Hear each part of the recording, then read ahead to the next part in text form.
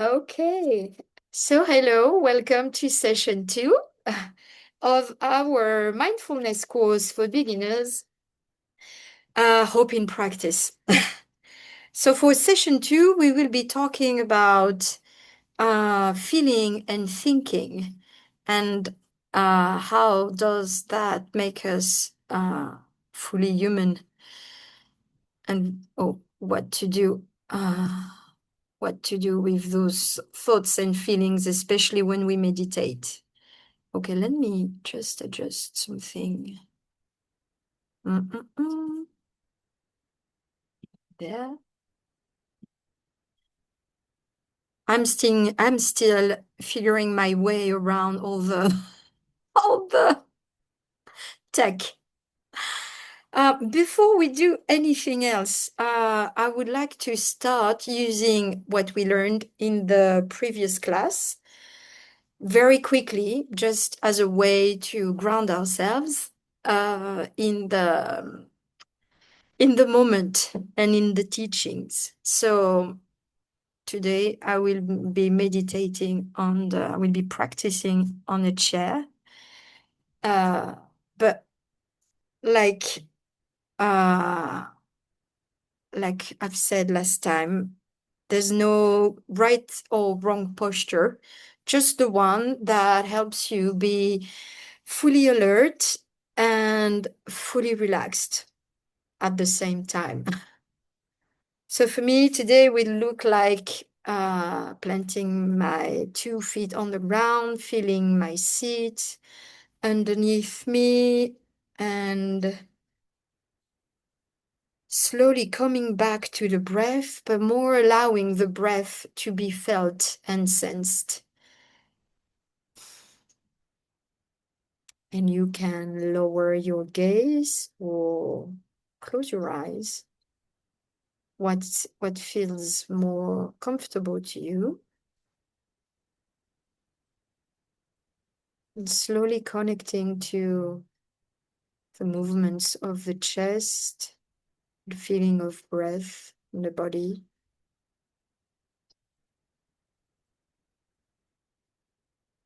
Getting a sense of the space around you, your four walls, the ceiling,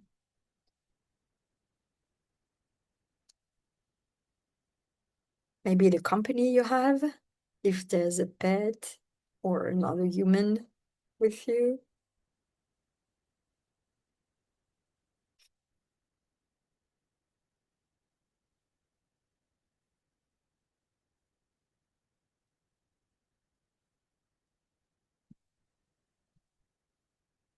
Just being in the moment. You can slowly open your eyes and maybe check in how you feel. Um, and maybe we can just give ourselves 1 minute each to voice what we bring to the practice today, how we are feeling, or if there's something from last week we want to, but just quickly 1 minute if either something's unclear or yeah, I invite you to unmute yourself if you want to speak.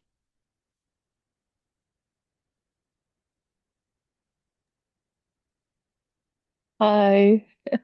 Um, I think I'm arriving feeling quite relaxed actually. It's That's not good. as hot as it has been in London, so it's a little bit better. So yeah, I'm curious to see how the session goes. Thank Thank you. you. Thank you, Ali.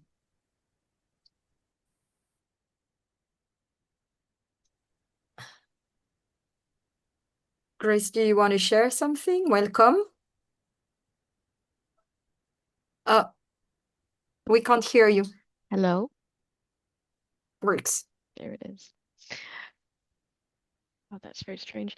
Um, I'm arriving quite the opposite, very tense.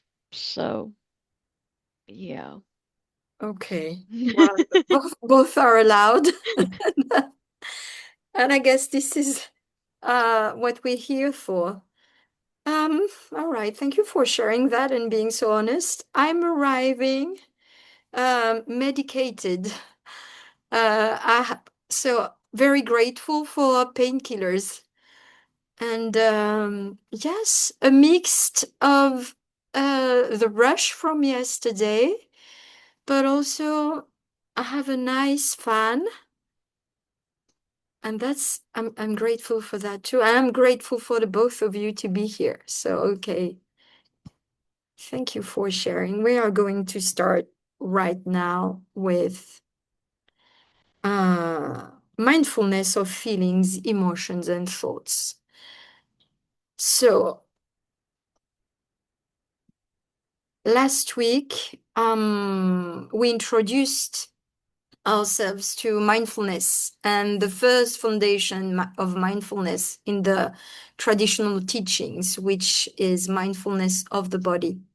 So we used our breath as our anchor, and we will keep doing that. We will come back to it. This is something we will do at the beginning of each practice if we decide to have um, to a form or regular practice, and it's also very helpful in the moment to do that.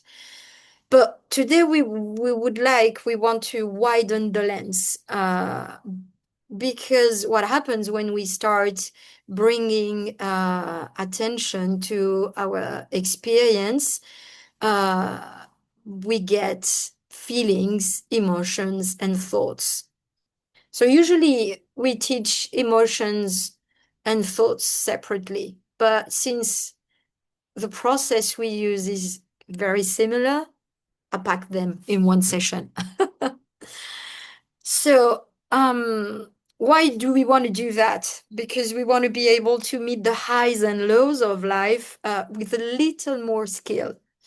And I was planning on using other examples today, but like postponing your class because you're in pain, that's sort of a high and low of life. Stuff happens. You get a flat tire on the highway, someone cancels on you, you have a date and they don't show up, or someone gets sick or worse. So what do I mean when I say we want to meet the highs and lows of life with a little more skill?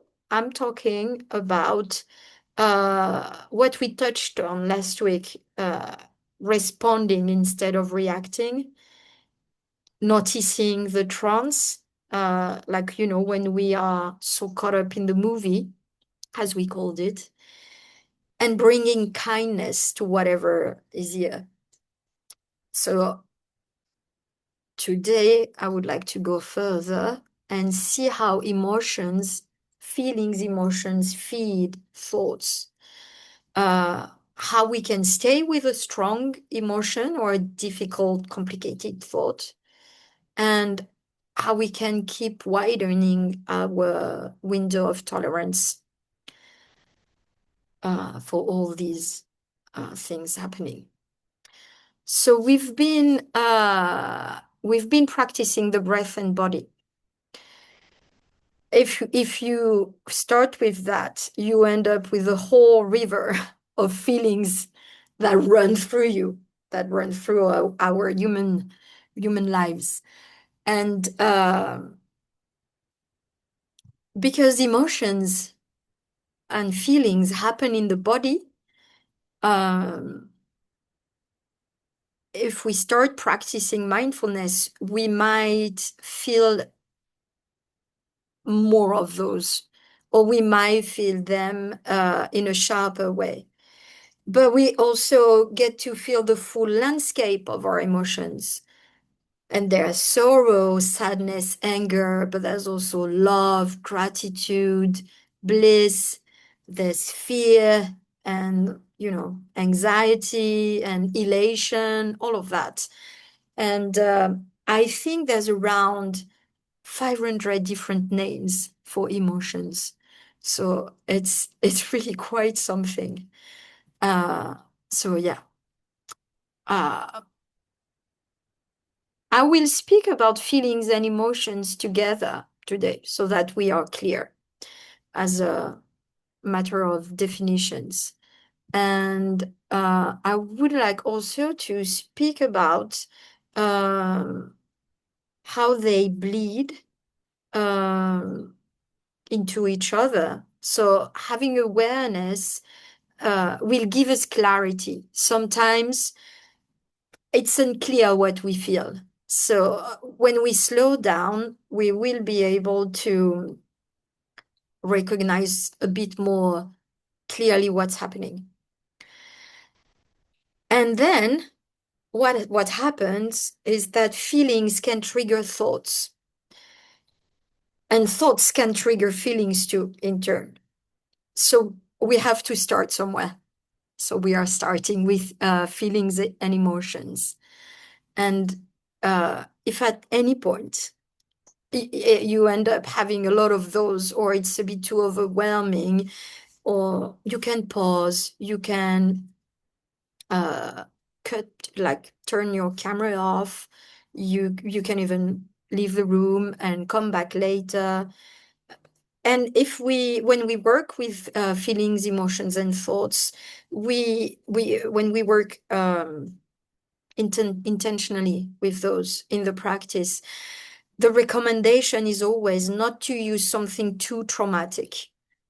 And if something gets really too overwhelming, or if even sometimes we uncover trauma in the practice, it's advised to seek professional help, because mindfulness is not therapy. So we have to be very aware of that. So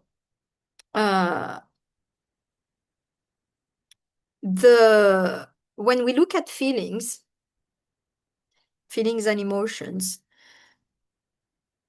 we will notice, and we will practice that sometimes we have a feeling about the feeling, meaning that some are pleasant and some are unpleasant, and so they carry a quality. So just keep that in mind somewhere in a corner of your head, and I will circle back to that. So also, something we can notice when we think about feelings and emotions is that they influence how we meet our lives. That really depends on the mood we are in. We call them moods sometimes. So whether it's confidence or despair, trust or anxiety, it gives a different taste to what we are experiencing. So if someone makes a careless or a critical remark, and it's a day where we feel steady, we feel grounded, it rolls off. We don't notice, we don't really even care. But if it's a day where we are already raw, or too many of those have happened already, that same remark can cut. It can hurt and leave us even more upset and frazzled. So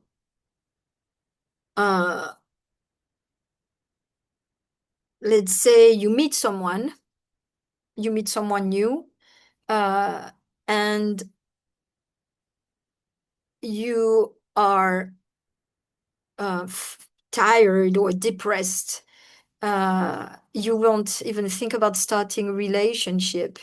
But if you meet someone new and you've worked, you built, or you feel very confident that day,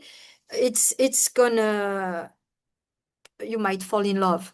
So that's to the point to which paying attention to what we are feeling is important. And then the third layer I wanted to address, talking about feelings and emotions, is that very often our strongest and most habitual emotions are completely unconscious. We don't know we have them. So we may start recognizing that, and then we will feel a bit less at their mercy. Maybe we will reclaim my favorite concept, agency. And lastly, we can catch other people's emotion. We can even catch the mood of an entire culture. And the thing is, right now, the collective feelings tend to swing between fear and division.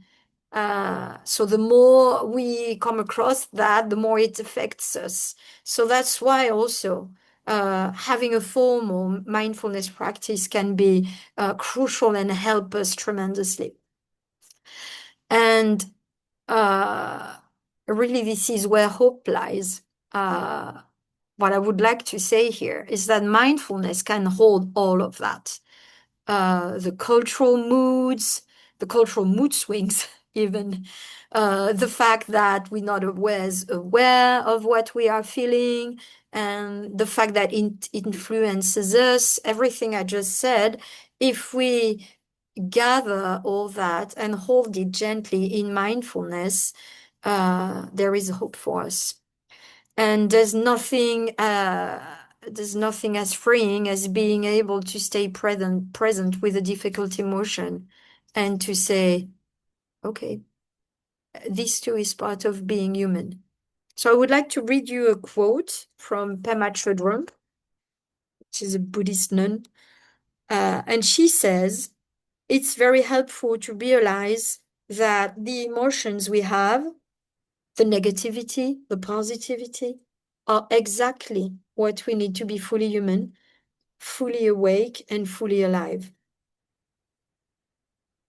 So the invitation is to feel and to let the feeling inform a wise response. So that's what also I would like to emphasize, that mindfulness is not a way for us to withdraw from the world.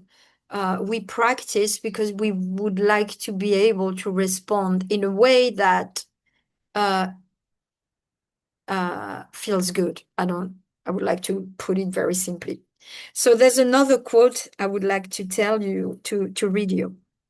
It's from Mary Oliver. She's my favorite poet. And she says, meditation is old and honorable.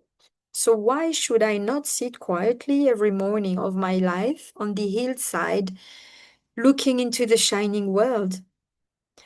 Because properly attended to, delight as well as havoc is only a suggestion, only a beginning.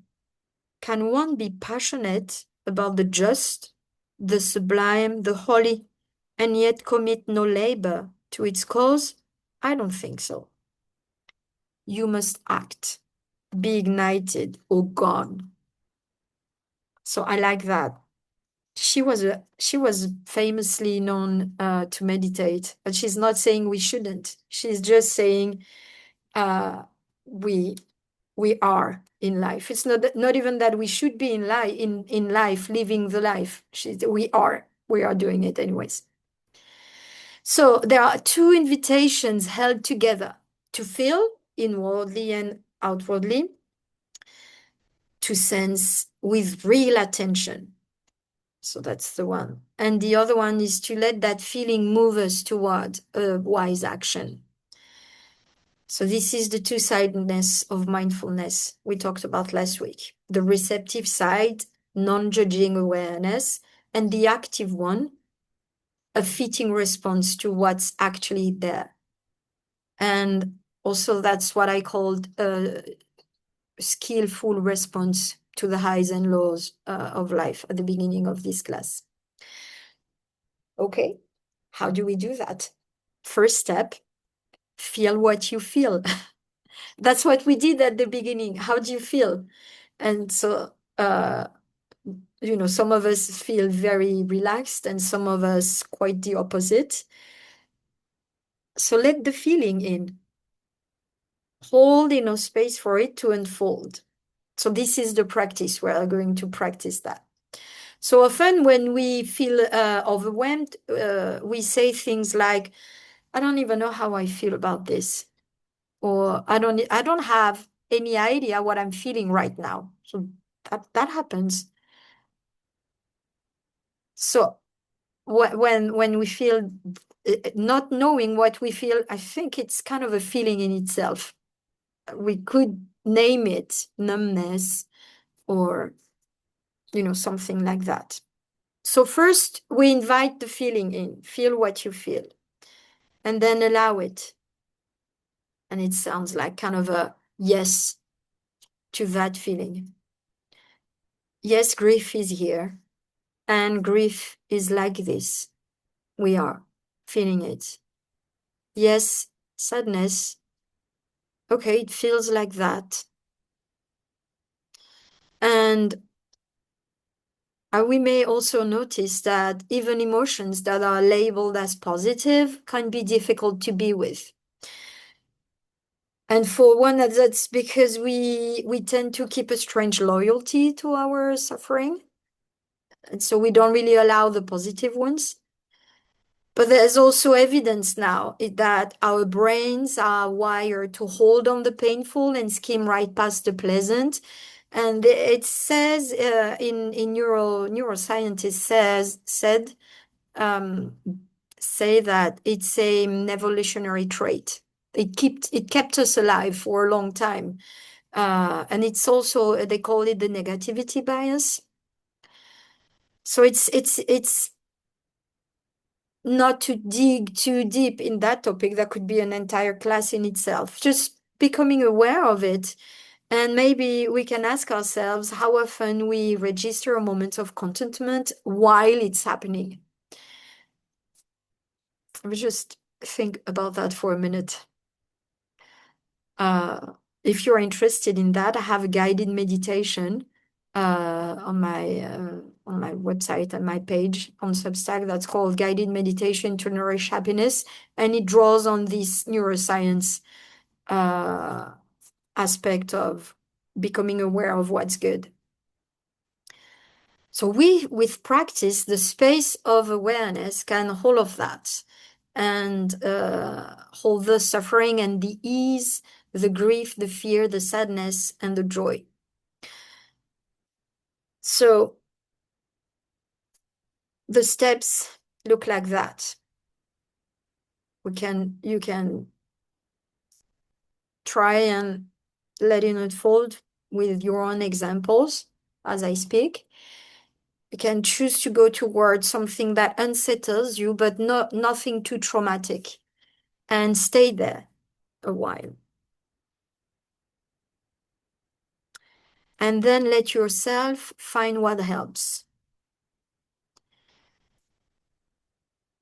Where do you feel this in the body? Because we feel in the body our emotions and feelings.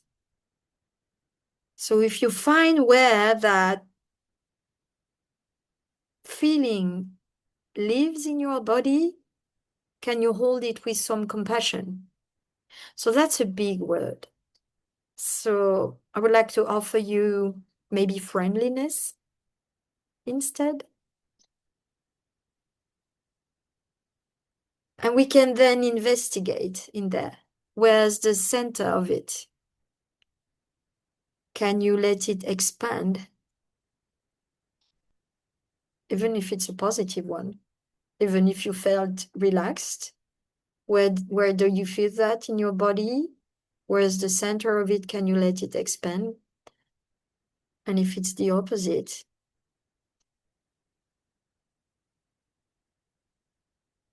can you come a little closer to it without judging it?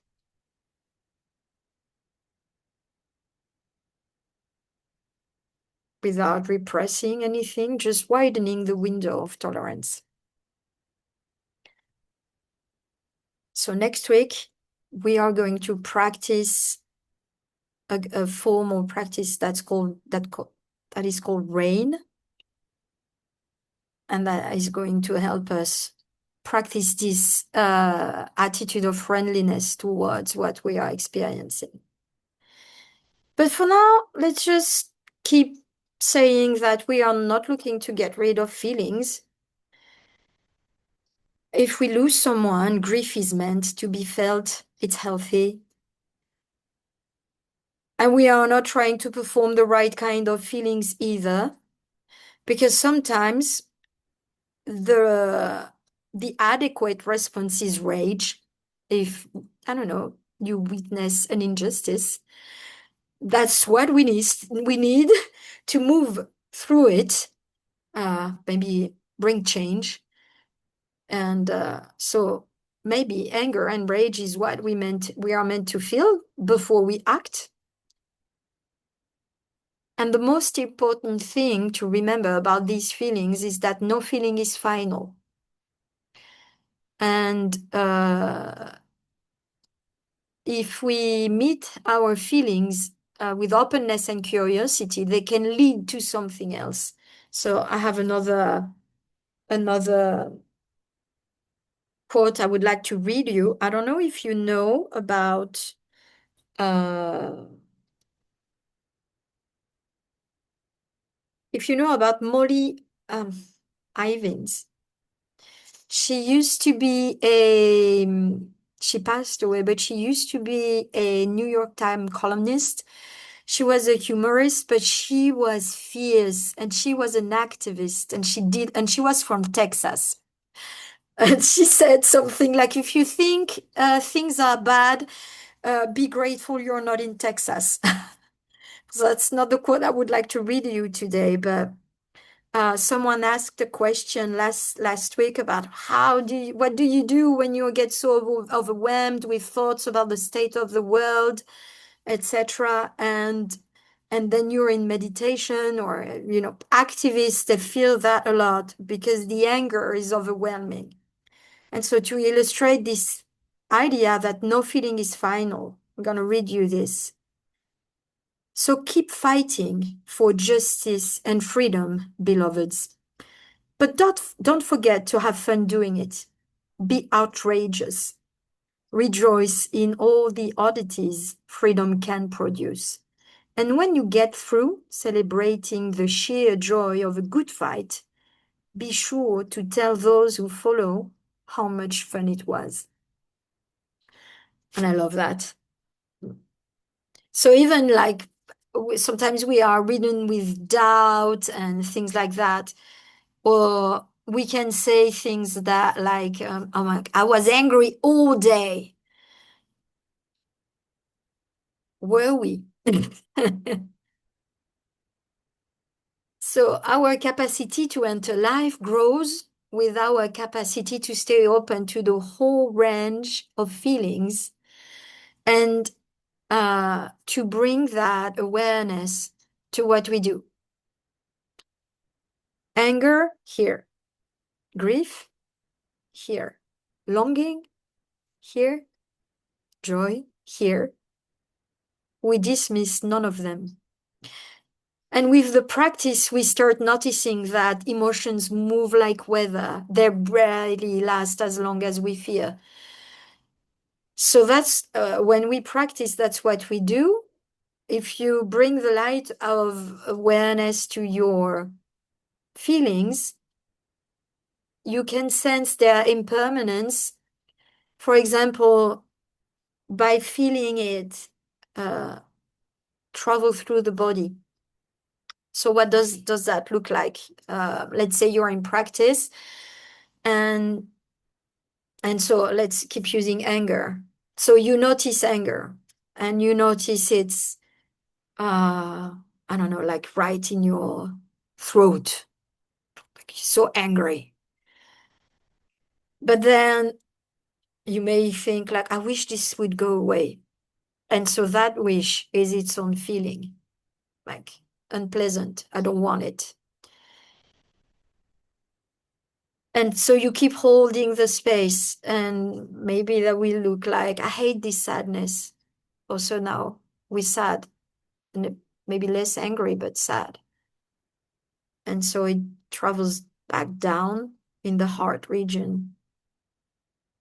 And after a while, you'll be like, oh, I can be this, feeling steady. You might even think, I'm getting good at it. And there you go. You get pride. That's so in one sitting, even for 5 minutes, you can experience a whole range of your own humanity. Uh, and I was asked once what it changes to practice in that way. And I would say that I'm not feeling anything anymore. No, I'm joking. But the lag time between the storm when you're in the middle of it and the return to feeling a bit more steady is shorter.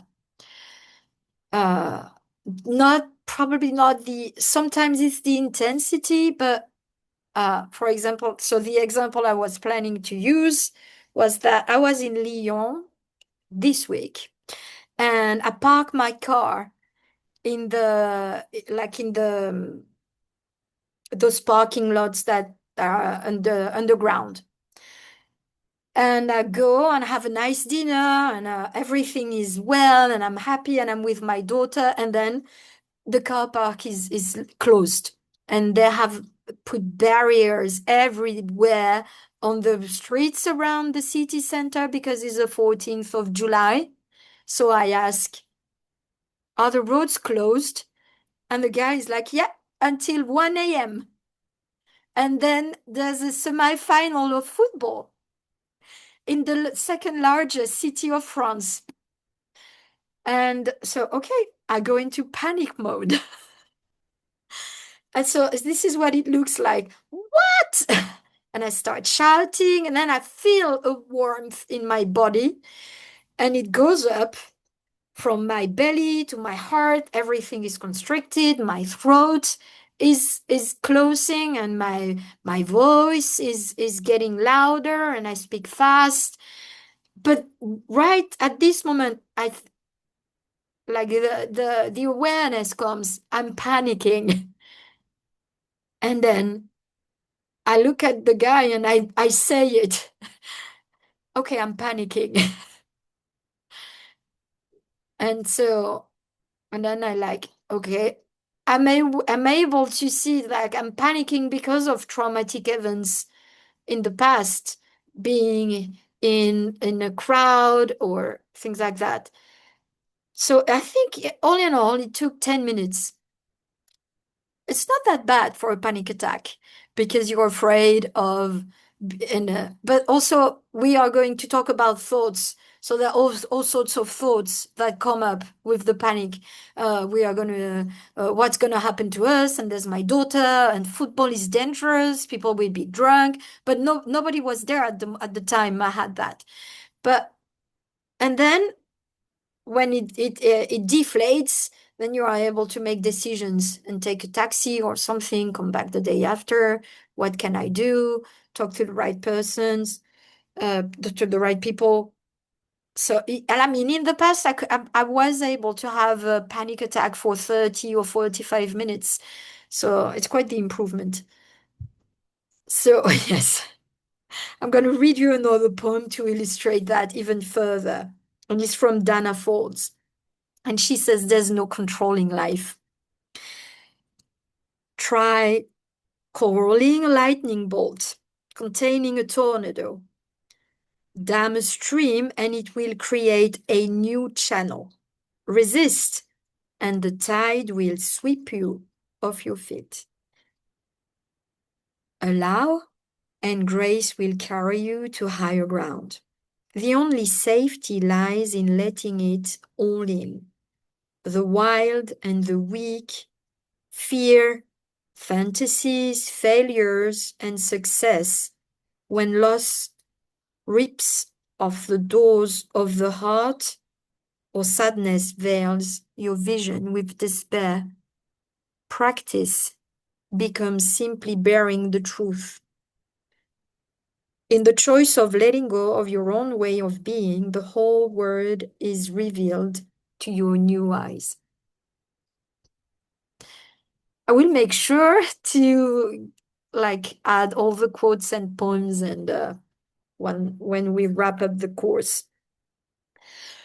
So yeah, when we watch our feelings, we start to notice our thoughts and our thoughts about the feelings. Like having a panic attack is bad. I shouldn't have a panic attack in front of my daughter.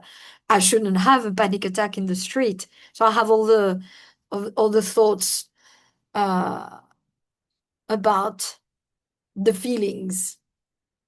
And then the practice becomes this, using the mind to observe the mind.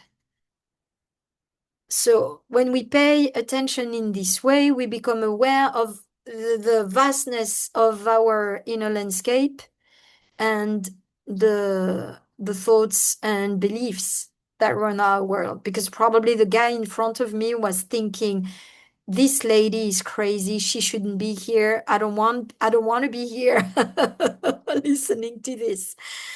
All right. So we have beliefs and we have thoughts, and it's never ending, never stopping, always there. The mind secretes thoughts the way our salivary glands secrete saliva.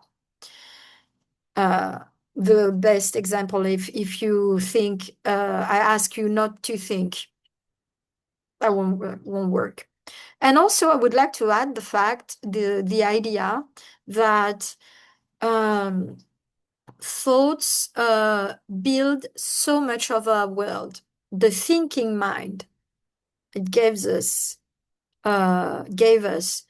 roads, houses, language, mathematics, also music, art, clothes, whole systems like democracy, dictatorship as well. So we we don't want to get rid of ideas and thoughts. Everything we live inside was an idea in someone else's mind. We are just here to see them in the way we did with our feelings.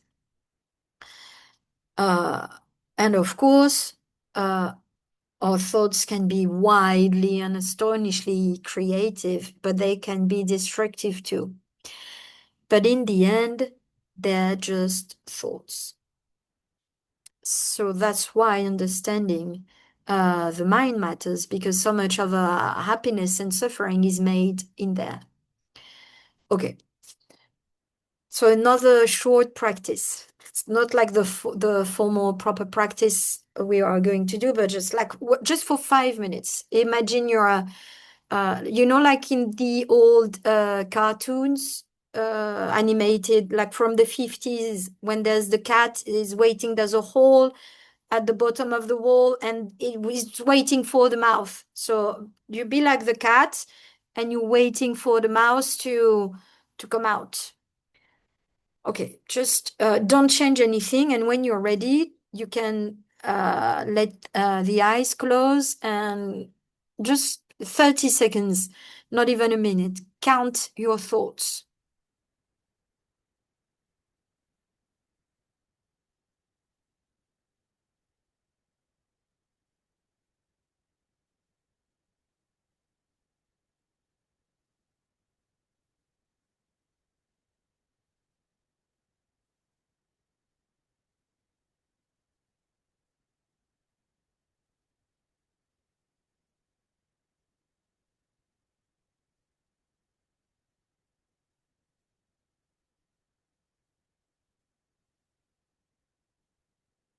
So if you thought, oh, I didn't have many thoughts, that's a thought. All right. So how many thoughts did you have? Think about 8 at least. Oh, right. Oh, wow. And well, Grace is off screen. Did you have many thoughts?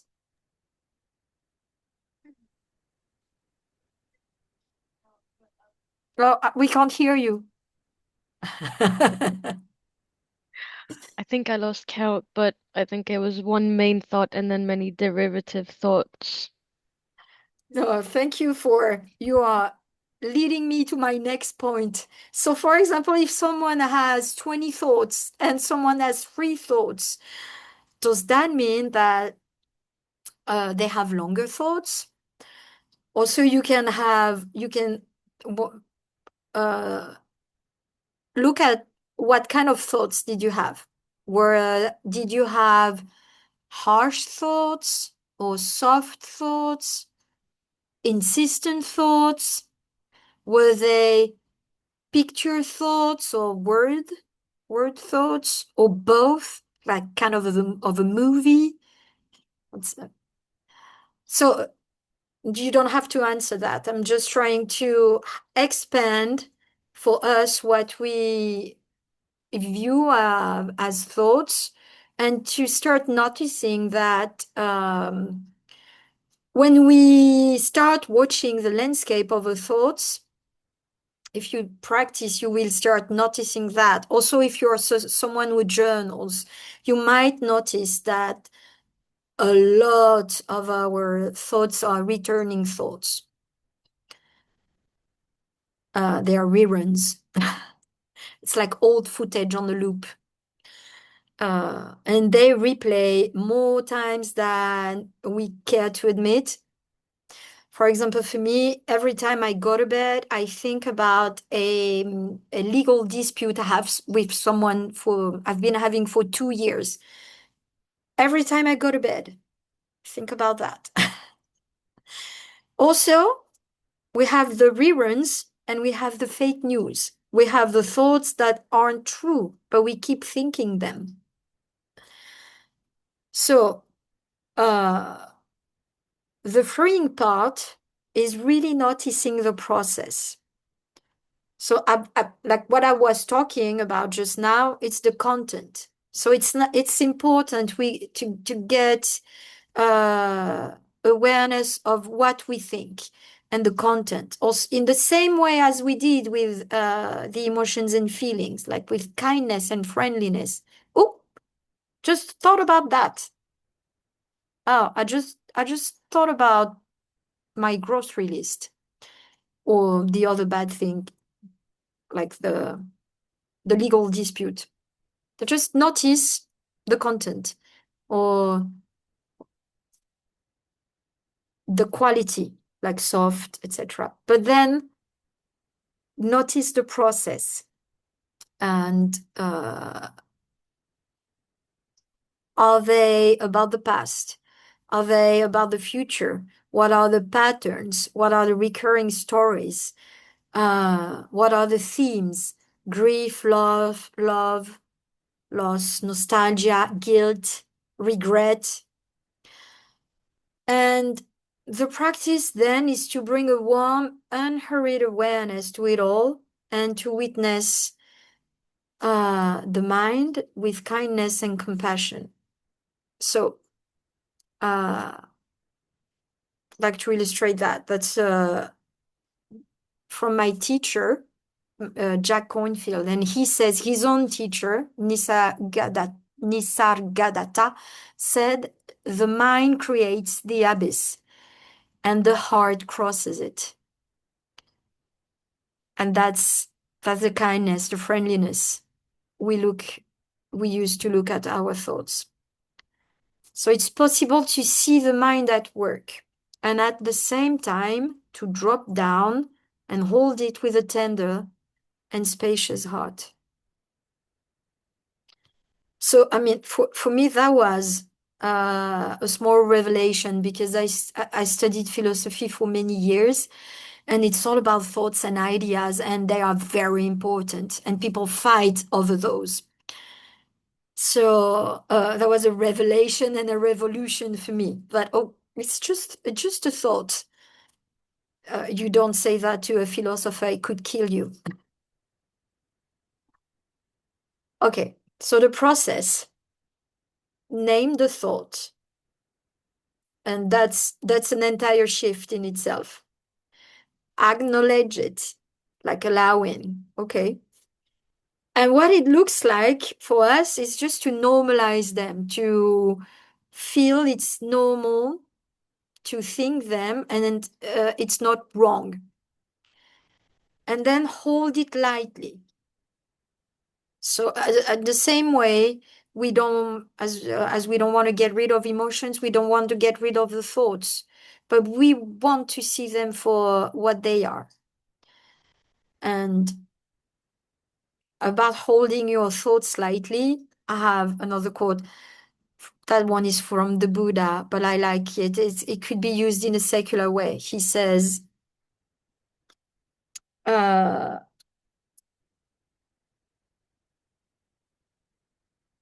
those who are wise are free from clinging to opinions. For them, the heart and mind is liberated. There are no ties, no entanglement, no folly. That's the funny part here. But those who grasp after views and opinions wander about the world, annoying people. And I think it's very true. And so the last point is to not believe your thoughts quite so much. Next week, we will have a look at one particular kind of thought that is worth trusting even less, and that's judgment. So just for now, I will just summarize. Notice the content of your thoughts. Notice the process, that they pass, that they are lighter than they look, and notice that you are the one witnessing. Like that. Like sometimes I say, like, step aside and, get a different perspective or vantage point. And all of these are just different ways of letting go, loosening the grip, of saying this is just a thought. So that's like those skills I was talking about.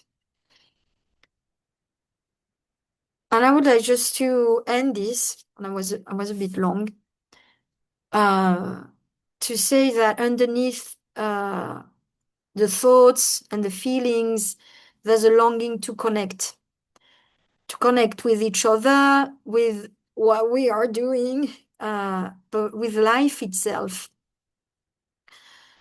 But there's no point of having a practice. Well,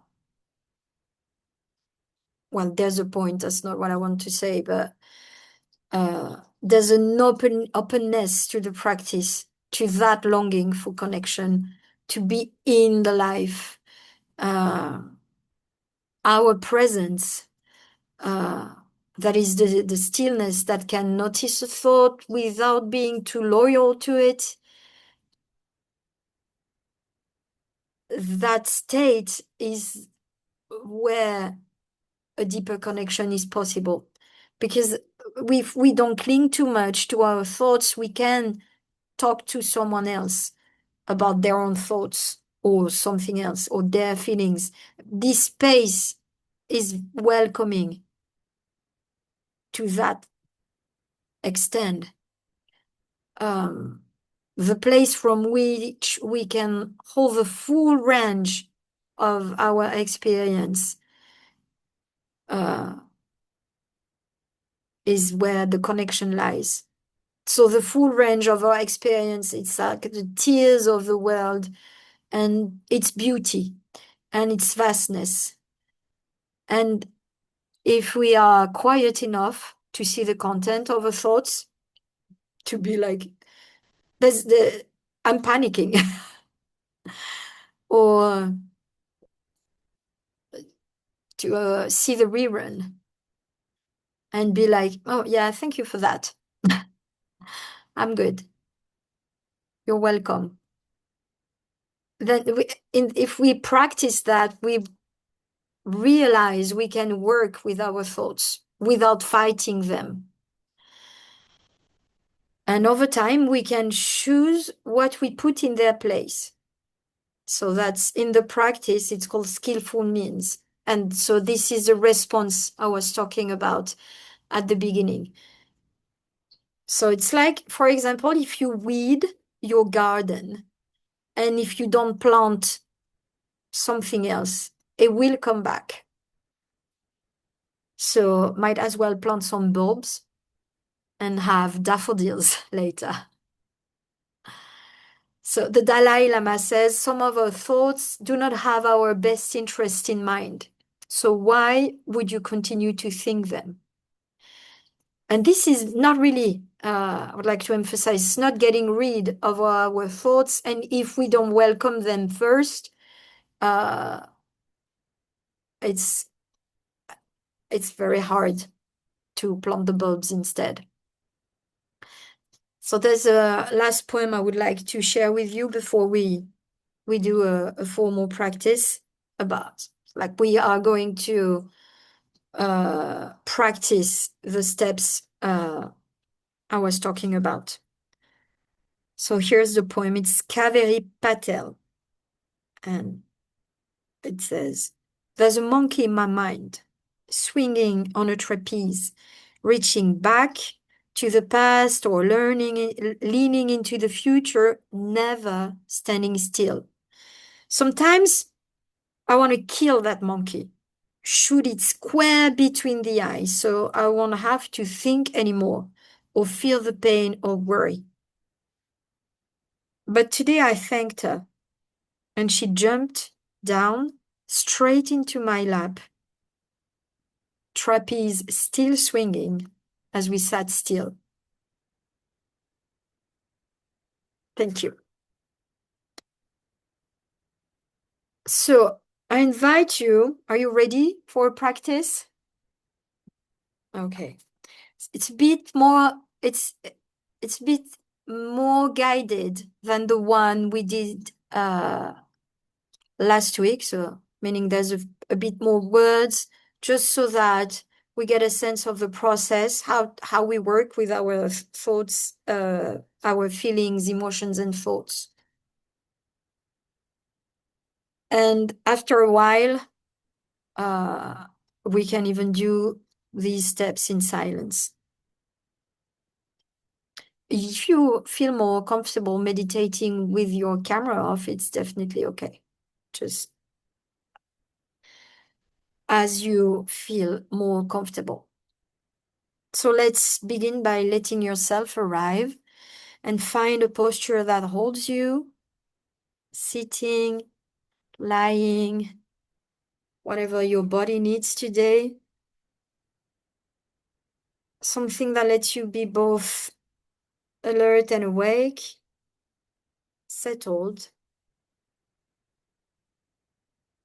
And if it feels right, let there be a softening at the mouth. Not quite a smile, maybe the intention of a smile. A gesture of friendliness toward yourself and toward this moment, exactly as you find it. Maybe see if that softness can travel through the jaw, the throat, the shoulders, as though the whole body could exhale.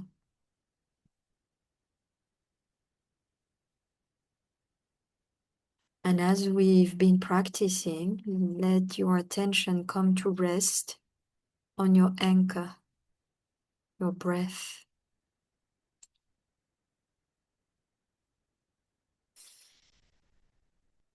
Notice how you don't have to reach for the breath or manage it. It's already happening.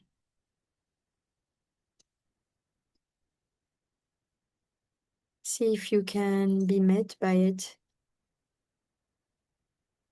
The belly or the chest rising and falling.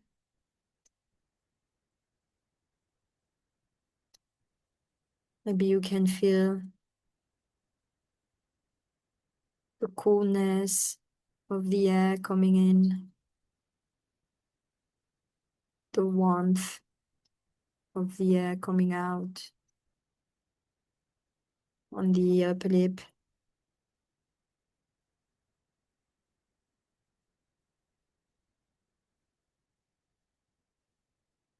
Or maybe it's easier to feel the movement of the chest. See where the breath is easy to feel.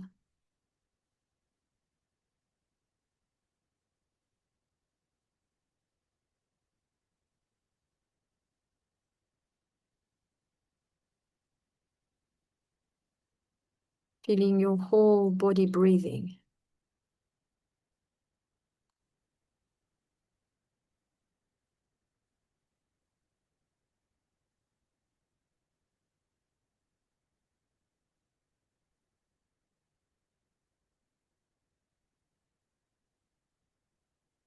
And when the attention drifts, there's nothing to correct, just noticing you've drifted is the practice. Just come back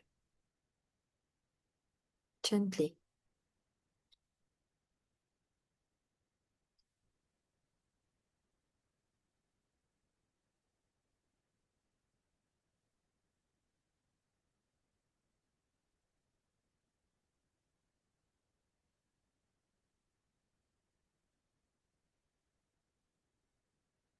And let's turn that gentle attention slightly away from the breath, still moving in the background. And point the light of our attention toward whatever feeling is here right now.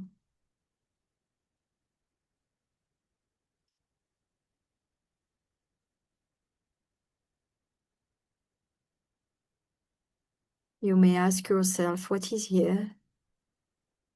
What is here right now? Can I be with it?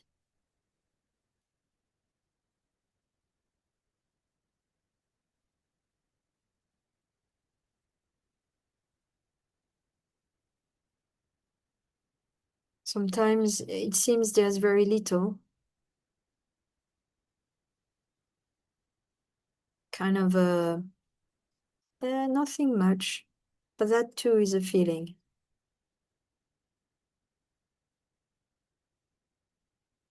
Maybe there are several feelings all at once. And we may notice that too. Allowing.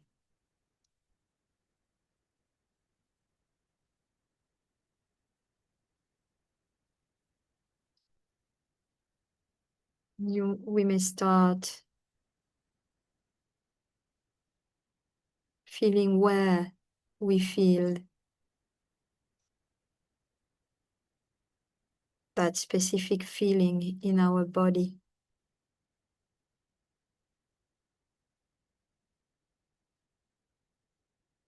Gently investigating.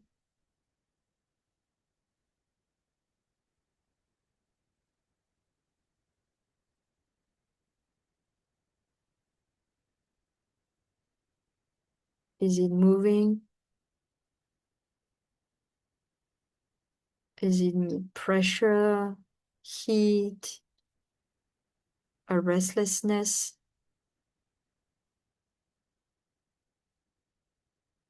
a tiredness behind the eyes? What do you feel right now?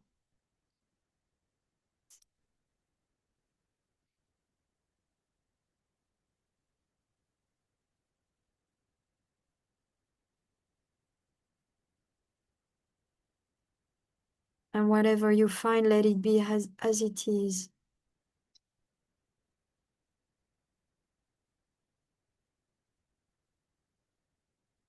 You may even be curious.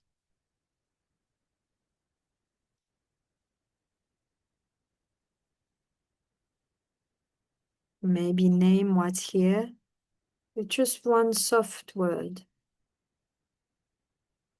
Silently inward.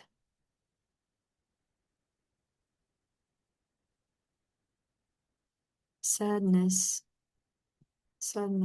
restlessness,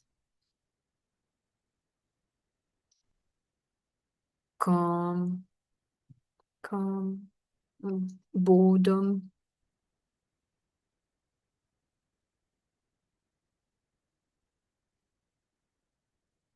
frustration. No need to search for the perfect word. and letting go of any stories, just naming and noticing.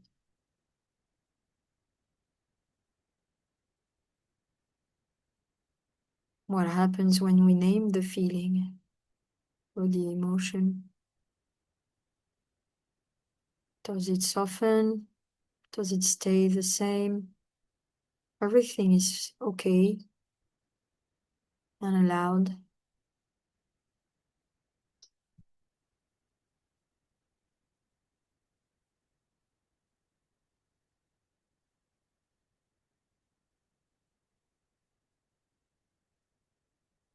And we may even look further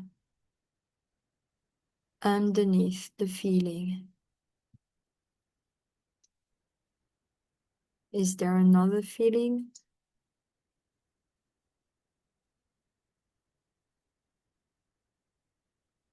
Is there something more tender?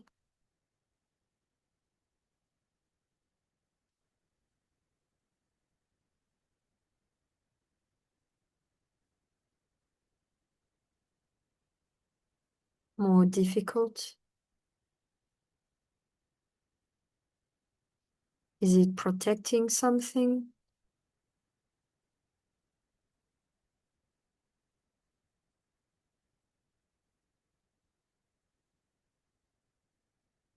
Beneath our more loud emotions, it's usually a deep caring.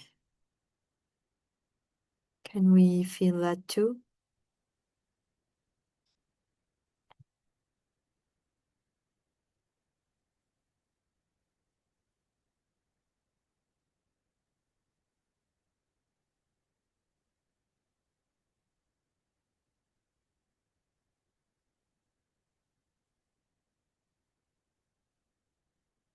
You may come back to the breath, to the body, resting in your anchor regularly when you practice in that way.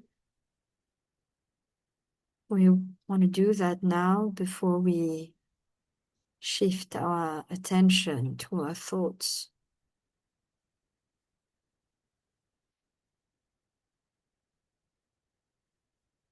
Sometimes in the practice, it could be just something like thinking, thinking,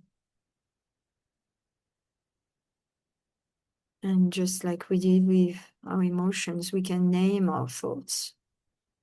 Planning, remembering, worrying, imagining.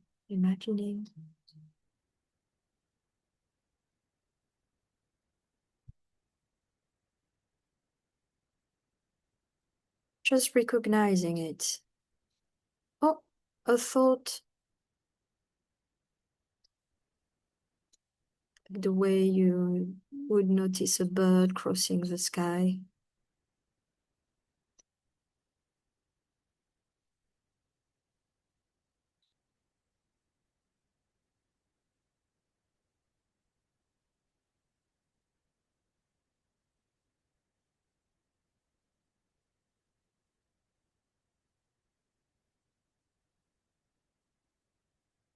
You may realize you've been lost in thought all along.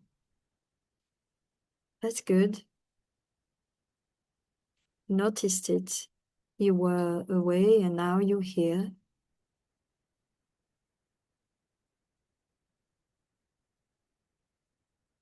You may let your a specific thought unravel for a while with an open curiosity. And as you come out of a thought, you may maybe feel a difference.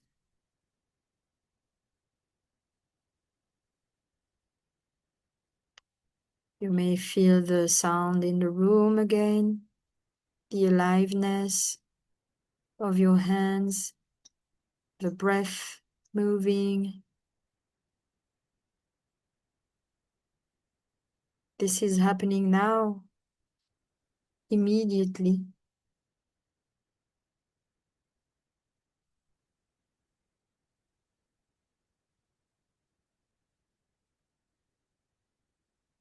You may feel the difference between the virtual world of ideas and the immediacy of your experience, the vividness of the now.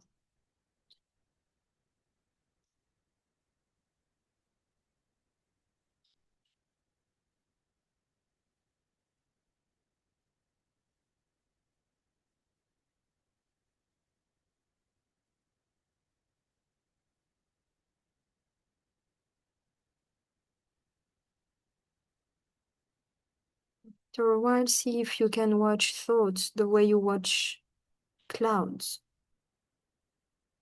watching their entire process, appearing, drifting, dissolving,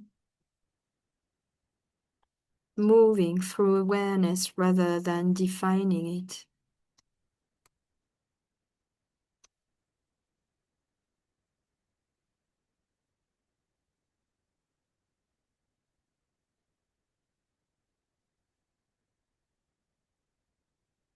I'd even notice the small gap between one thought and the next.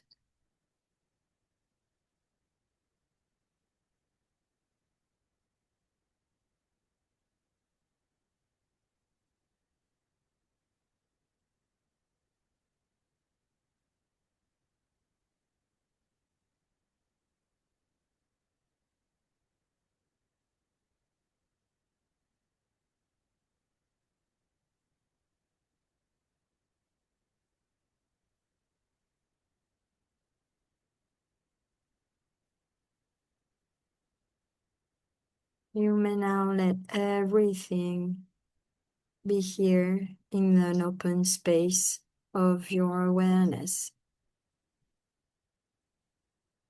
resting in your anchor, the breath, the body in the foreground, and letting the rest of your experience be present in the background, all allowed.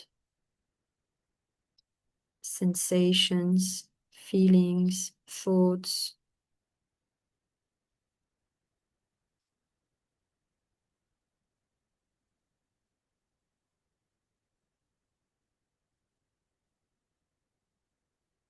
When something grows strong, let the breath recede for a moment, turning towards what's calling your attention and letting it ease and coming back to your anchor.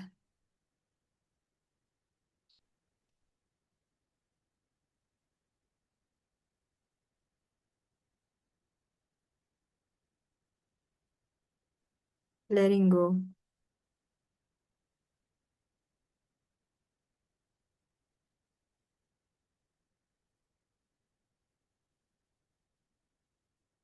Letting the attention be soft and wide, just resting in the simple fact of being aware, witnessing.